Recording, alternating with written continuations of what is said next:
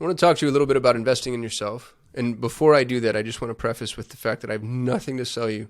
And I say that because anytime anybody says, you need to learn to invest in yourself, it's always followed by, and I have this course. I'm this coach. You can do this thing. Join my membership. Give me money. I mean it in the real way. I had one of the most impactful experiences in my professional life came on the heels of a gift that was given to me by a friend. I was working with my buddy Calvin Corelli, who's the CEO of Simplero. I was his fractional CMO. And I was horrible at that job, by the way. He and I were roaming the halls of traffic and conversion together, which I used to go to every year religiously. It's one of my favorite events, still is. And at Traffic and Conversion, they always had a booth for War Room, which was this huge marketing mastermind. It was the longest, most successful marketing mastermind in history. It ran for like 13 years. And it was a who's who of entrepreneurs, not just marketers. If you were for real in the business world, you were in War Room at one point or another. And the booths were cool. They were like, this black and silver aesthetic, and they had the velvet rope and these couches that you could go in and sit on if you wanted to talk about joining. And it was 35 grand to join at that point. And I think it got up to 40 grand for the year. And you would show up once a quarter with all these other hyper successful people, and you would just learn from each other and collaborate and talk, and there'd be speakers and workshops. And I wanted to join so bad. And I mentioned it to Calvin. I was like, dude, that's War Room. Like, God, what I wouldn't give to be in War Room. And Calvin's like, go join. Why haven't you joined yet? And I gave him every excuse you could possibly think of. I was like, no, I'm not ready.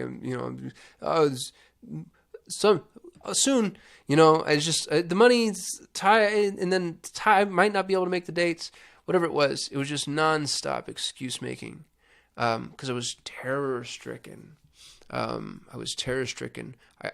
could have swung it financially. And what's interesting is the minute I joined, I recouped my cost first meeting just based off of the people that I met and what I was capable of and what they needed. But that's not why you should join those things, incidentally, just as an aside. That said, we moved on. I figured that was the end of it. And then it must have been like a year or two later. It was a long time later. I hadn't been working with Calvin for much longer after that. I get a phone call from Calvin. He and I stayed buddies. I still really love him. And he goes, hey, man, I got you something. I got you a seat at War Room. And I was blown away. Blown away. Super generous. And I go imposter syndrome haunted, and it was amazing. It was so much fun, and it was everything I knew it could be. And there was just all these like brilliant people and super successful. And I'm like, one guy's business just went public, and somebody else just started a little teeny SaaS product. And I'm like, oh, what's the name of it? And then they give me the name, and I'm like, oh, it's not a little teeny SaaS product. It was like the belle of the ball at the time. And I'm just sitting right next to them, and you're at the table listening to people with problems that you can't even fathom. It was so cool. But I didn't feel like I belonged at all. I was the dumbest, poorest, least successful, least experienced human in that room. And it was big. War Room got close to 400 members at its peak.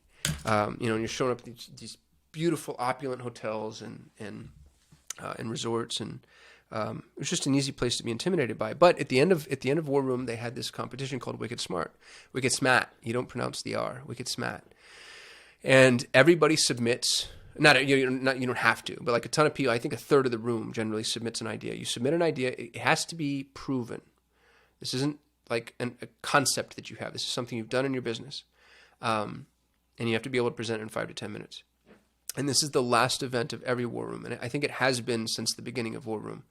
And it's one of the things that people look forward to the most, because you get just an freight train of ideas, one after the other. And they're the best ideas from the smartest people in the shortest period of time. It's so much fun. And they usually would open up the bar, so people have been drinking. So it just got like really irreverent, but high value. And so everybody submits, and then they shortlist the submissions, and they pick like the 10 or 15 best. And then you just go through those folks, and it can take take an hour and a half to get through everybody. But they get on stage, they pitch their idea. The founders, Ryan, Richard, and Roland, and Perry, in various degrees. I think Perry was always up there. Ryan was always up there, and then sometimes it'd be Roland, sometimes it'd be Richard, which was relevant because, Richard was always a lot nicer than Perry or Ryan were. Roland never really poked much fun at me, but you'd get up there and they'd ask you questions, and then, they'd also rip into you sometimes or make jokes. Anyway, I submit for War Room's Wicked Smart. The first time I submit, my submission's not only not accepted, but Ryan shot it right out of the screen. I love Ryan, by the way. Really, really brilliant entrepreneur. And what I love about Ryan is he's very honest, real direct. And so the first time I submit, he actually ended up being at my table for some reason, which is really unusual. But, I was like, hey, man, what do you think of this? And he goes, I don't think that's going to fly, man, because. And it just ended up not being broadly applicable. So, that was a little humbling, but worked up my nerves, submit the second time, and I'm one of the shortlist. And I go up there and I present the idea, which ended up not even really being my idea that time. It was my business partner's. It was a tracking or a targeting tool we were using inside of Google Ads. And I won Wicked Smart. And it was amazing. It was a feeling that I was very quickly addicted to, because then the rest of my life, for the entire time I was in War Room, was dedicated to winning those Wicked Smart awards. And I won every time I went 5 times in a row, which was a War Room record. What's cool about that is they ended up sunsetting War Room, which is tragic because I loved it so much. They sunset War Room. The founders went in a different direction. So Ryan and Roland started their own thing, and then Perry spun off and started Driven, and or wanted to start Driven. And I got a phone call from Perry, who I didn't know very well. I've always respected, and he goes, "Hey, man, do you want to start a mastermind with me?" I'm like, what on earth? Why, of all the, smartest, most successful people in the whole wide world, and he calls me, and it was my Wicked Smart wins. I'd shown him that I was capable of something other than sitting in a corner and listening. And, and then he asks me to be his business partner. It's me, Perry Belcher, and Jason Fladlin. And Perry and Jason are legitimately nerd famous and uber successful, and I'm, kind of the up and comer, you might say. But it's because my buddy Calvin gave me a gift. It's because I actually showed up, because that was a thought in my mind too. Even though this very expensive gift was dropped in my lap, I thought to myself, like, man, I just don't want to go there. I'm so intimidated by it. And then when I showed up, I put myself out there. And then after having put myself out there, I was seen, which happens when you put yourself out there. You get seen, and sometimes you get seen in a negative light, and sometimes it doesn't go your way, and sometimes you get seen in a positive light, and you get to shine a little. And on the results of that was me being one of the co-founders of what I think is going to become, and it's maybe arrogant to say, but I think Driven Mastermind is going to be better than War Room. And I'm blown away still that I get to be a part of it, especially in the role that I'm currently serving in, because Perry very easily could have just been, hey man, I'll put you on faculty if you're willing to talk every now and again. I would have jumped at that. But, to be a co-owner and get to guide the direction, such a gift. Anyway, here's what I'm saying. And I didn't do this well, by the way, so I'm giving you advice I didn't take myself, but go for it. I'm not telling you to join Driven. When the time is right, come join Driven. Give us money.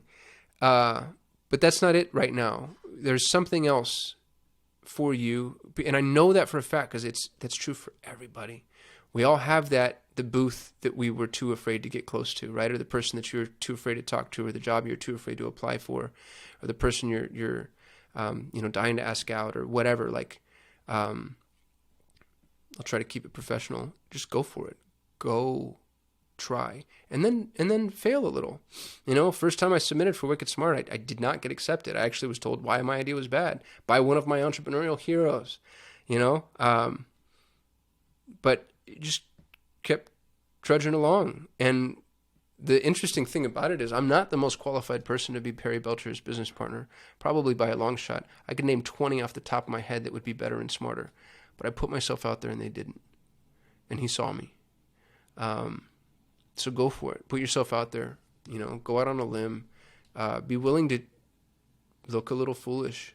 And I think you'll be really, really pleasantly surprised by what happens on a long enough timeline. That's the other piece, is you have to give it a long enough timeline. But if you can do that, and trust in providence or fate or God or whatever it is that you want to attribute it to, I've never not been rewarded for going out on those types of limbs, which is interesting. You know, it's an interesting Pavlovian experience, because every time I do it, I get rewarded, and yet for some reason I'm still so hesitant to do it. Videos like this are an example. Y'all, every video I shoot, I feel a little stupid. I feel a little stupid hitting. I'm sitting here in my office. I'm by myself. Or actually, that's better. Sometimes my wife's outside my office. You know, she's in the house. She's not listening outside my door, but she's in the house, and I'm thinking like, she can hear my voice. She can hear me talking. She thinks everything I'm saying is stupid. And I don't know if that ever goes away. And those are just my thoughts. I don't, you know, she doesn't really think that. She's never said anything. She's never been anything but supportive. People on YouTube have never been anything but supportive. I don't get negative comments. Not many. You know, I get nothing but like really kind. Sometimes I get low views. Just a lot like a negative comment. But for some reason, I still feel silly and self-important and obnoxious, you know, just sitting in a room by myself, staring at a little black box, talking about my thoughts and ideas. But I go for it. And having done so, you know, I've got 25,000 subscribers on our YouTube channel today. My YouTube channel is the single most important marketing mechanism we've ever had. Blows me away. Perpetual traffic, same thing. I got that because I was a guest, and Ralph liked talking to me, and he just lost his co-host. Right place, right time. But I'd been a guest on dozens and dozens and dozens of podcasts. You know, I was doing the work. So, man, if there's anything I can inspire you to do, just go for it. Just do it. Do it poorly. Give yourself permission to do it poorly. Give yourself permission to say, you know what, I don't know how to be a podcast guest, but I'm going to go do it anyway. And I'm just going to submit a couple of times, and my first couple of ones might go really bad. I'm going to do my best. I'm not telling you to set out intentionally to do it bad, but give yourself permission to be the amateur, to be the fool, you know, to be embarrassed, to feel silly, to blush. And the first time will suck, and the second time will be a little bit better, and by the third time you'll be as good as anybody else, right? Isn't that that's just sort of how it works.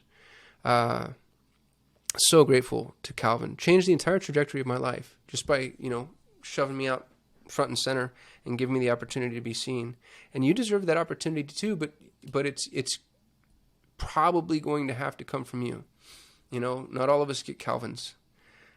Maybe you can be the Calvin for somebody else, but maybe you can be the Calvin for you. You know, the biblical adage, treat others as you want to be treated. That'll cut both ways. That means you need to treat yourself as though you're somebody worthy of being cared for, because the way you treat yourself is the indication to you as to how you should be treating others. So, anyway, for whatever this is worth, I feel silly, but I'm still going to post this one. I'm going to go for it, and we're going to see what happens. I appreciate y'all watching. I'll see you tomorrow.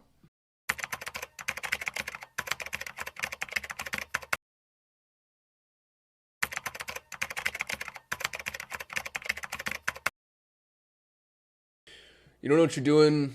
You're going to get found out. You're stupid. You're going to look dumb. People are going to make fun of you. Other people are better than you. Who do you think you are?